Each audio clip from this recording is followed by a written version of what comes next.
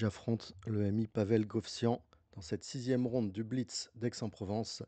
Et c'est mon nouveau coéquipier et trésorier du club également. Je lui envoie E4, il joue E5, cavalier F3, cavalier C6, fou C4, une petite italienne, pas d'espagnol là. Et il prend un petit peu de temps. Non, il joue cavalier F6, les deux cavaliers, je joue D3, pas d'agressivité avec le cavalier G5. On joue tranquille, il joue H6, cavalier C3. Et il prend déjà son temps. Il prend déjà son temps. Attention avec ses coups de H6. Parfois, les noirs veulent jouer pour du G5, donc on se dépêche pas pour le petit roc H3. Vous voyez que cavalier C3, c'est logique. Ça vient un petit peu vers D5 aussi. Il joue D6, encore un petit coup rampant. Et il a perdu un petit peu de temps là. Allez, je réfléchis à quoi? Je réfléchis à quoi? Peut-être D4, comme il a perdu du temps pour prendre le centre, mais non, je commence par H3. Alors j'ai pas roqué, hein. Important, comme je vous l'ai dit, maintenant s'il envoie G5, il va quand même s'affaiblir. Est-ce qu'il veut développer pour fou E7? Non, c'est G6. Allez, pourquoi va-t-on partir ici? Est-ce que ça serait pas moi qui pourrais jouer le roi? Allez, je joue fou E3, on tient la case D4. Bon, ici, il y a toujours des idées de cavalier à 5, mais je sens qu'il ne veut pas partir pour ça. Il joue fou G7. Il termine son développement. Et ma petite idée, ouais, c'est d'attendre, ne pas donner mon adresse encore. Là, je vois qu'il y a du dame D2 qui existe pour viser H6, pour éviter les petits rocs. Mais cette fois, je me dis que sur dame D2, il va me le jouer cavalier à 5. Je réfléchis à ça en tout cas. Et je me fais une petite case A2, A3, prophylaxie contre ce cavalier. Euh, allez, là, c'est petit roc, on s'y attend. Ouais, il y va, petit roc.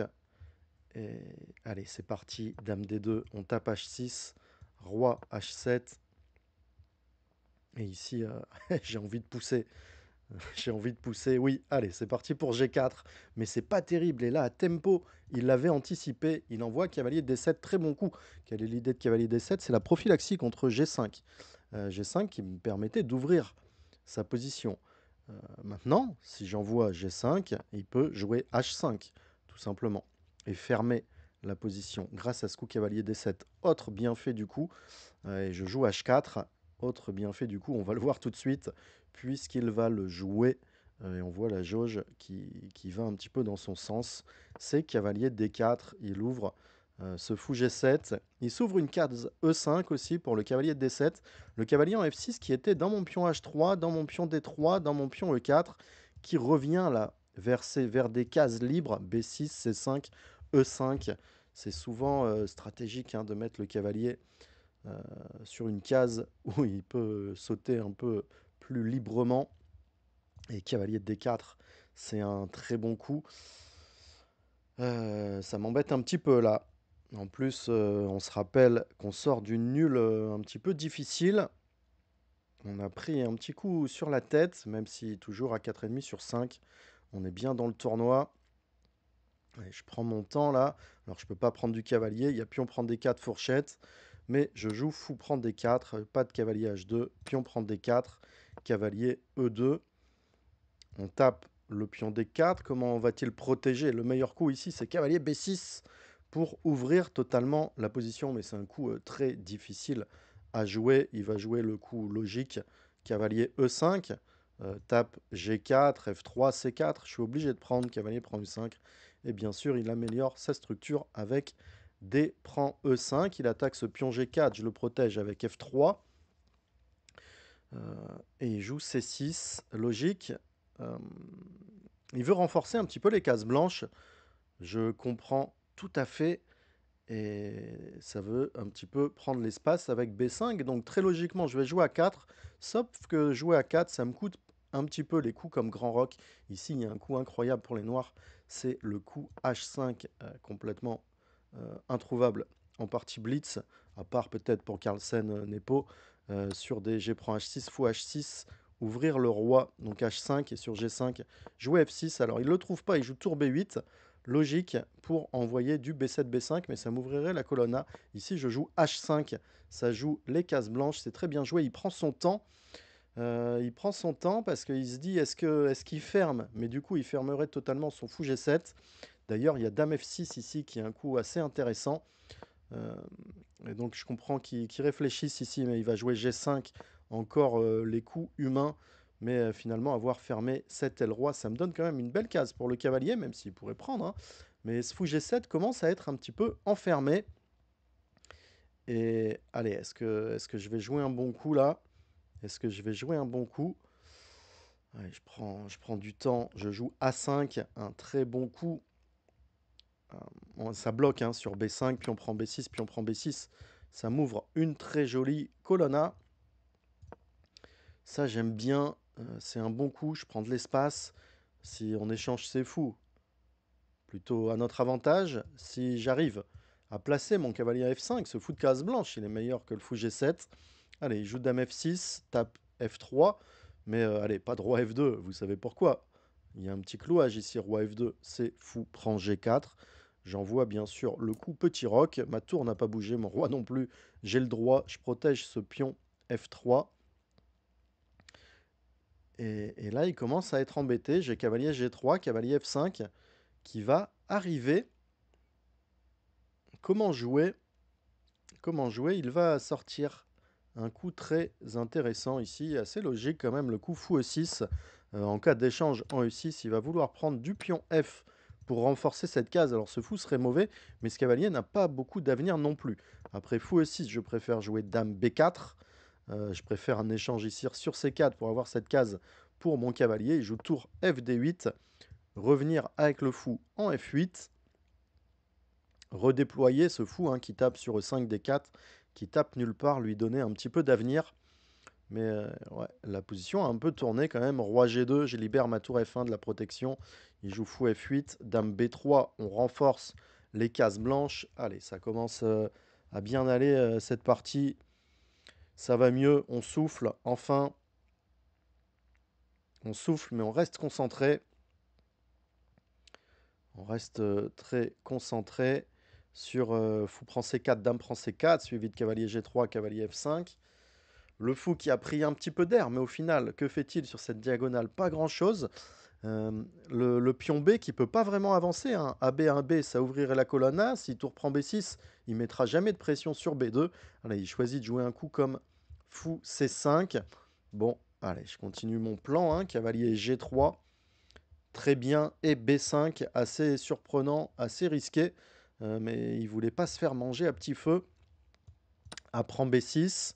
A prend B6. Si tour prend B6, j'avais dame A2. Et là, je prends du temps.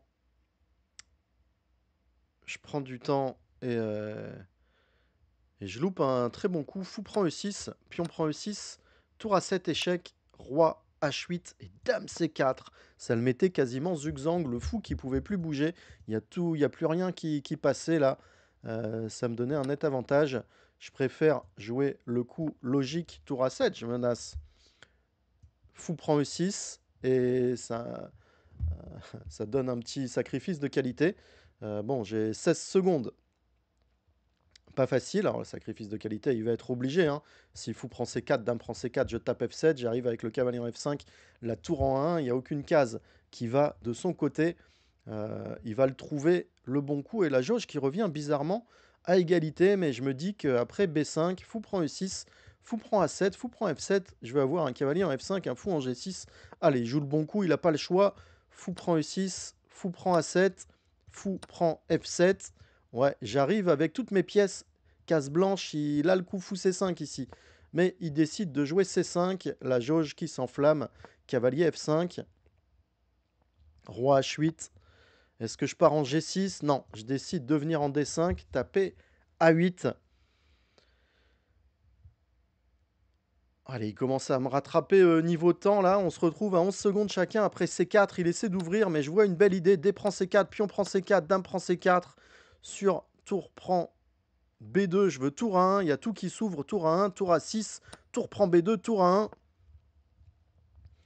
Et qu'est-ce qu'il me fait? Il me joue D3, c'est quoi ce coup? C'est quoi ce coup? Tour prend A7, il veut tour prend C2, échec. Je joue dame prend D3, il joue dame B6, il s'ouvre le fou. Dame E2, ouah, à côté, dame C3, ça gagnait. Tour C8, ouah, ça joue vite là, ça joue à fond. Roi H3, tour prend C2. Qu'est-ce qui arrive sur ma position? Dame F1, c'est l'horreur. Tour H2, échec. Roi G3, tour G2, dame prend, tour prend, roi prend. Ouais, je suis foutu, il arrive dame F2. Roi H3, dame prend F3. Qu'est-ce qu'il me fait le trésorier là? Roi H2, j'ai pas le choix. Dame F2, il me répète les coups. Il me répète les coups. Et oui, c'est pas facile. C'est pas facile. Puisque s'il joue fou bouge, j'ai tour A8 et fou G8, échec et mat. Mais dame E2, roi H3, dame D3. Pourquoi il continue? Et j'ai plus de temps. Roi H2, dame D2, roi H1. J'ai pas le choix. S'il bouge le fou, c'est tour A8 mat. Roi H7 et fou G8 mat. Mais il joue dame F2 et là je suis Zugzang. J'ai fou C4 qui fait nul. Mais j'envoie tour B1. Il joue dame F3. Roi H2, dame E2, roi H1, dame F3. On répète encore roi H2. Il a quasiment plus de temps. Mais j'ai pas d'échec. Il joue dame prend G4. Ma tour en B1 n'attaque plus son fou. Tour B7, il revient avec un échec dame E2. Roi H3, j'ai pas le choix. Et, euh, et G4. Et G4. Roi G3. Fou F2 échec. Ouais, il me plante un fou F2 échec et un fou E3 échec. Roi H1, dame F3, roi H2. Je vais pas m'en sortir, c'est dame H3 échec et mat. Bravo monsieur, bravo monsieur le trésorier. Bon, tu pourras m'envoyer mon chèque quand même après, après cette partie. Mais quelle trouvaille ce D3 dame B6. Bravo, ouais, belle défense et les cases noires qui ont battu mes cases blanches. Bravo à Pavel et à bientôt pour de nouvelles parties.